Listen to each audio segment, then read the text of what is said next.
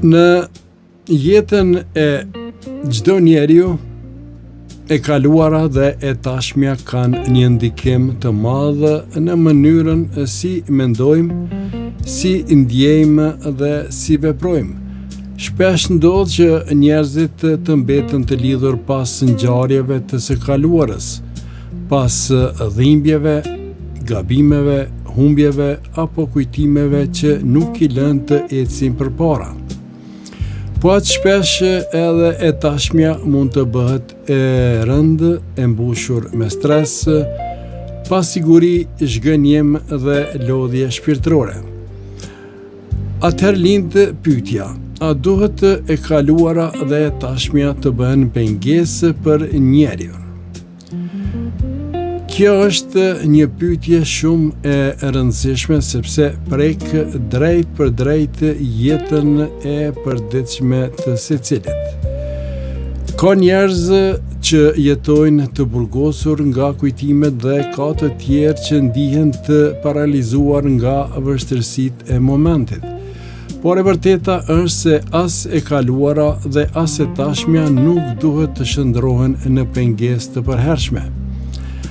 Ato mund të jenë prova, mësime, sfida dhe përvoja, por jo zinxhir që e ndalin njeriu të jetojë, të ndryshojë dhe të shpresojë.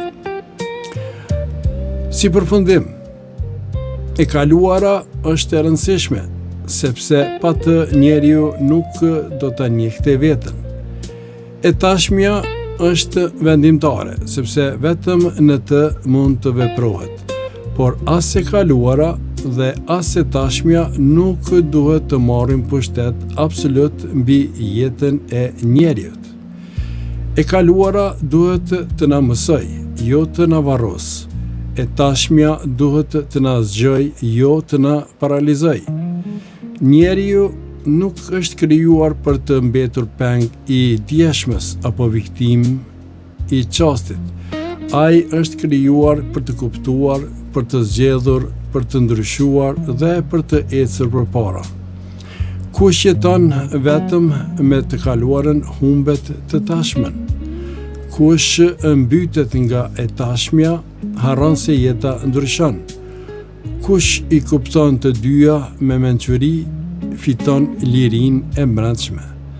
Në fund, pyetja më e mençur që mund t'i bëje njeriu vetes nuk është çfarë më ka ndodhur, por çfarë do të bëj unë me atë që më ka ndodhur dhe si do ta jetoj këtë ditë që e kam në dorë.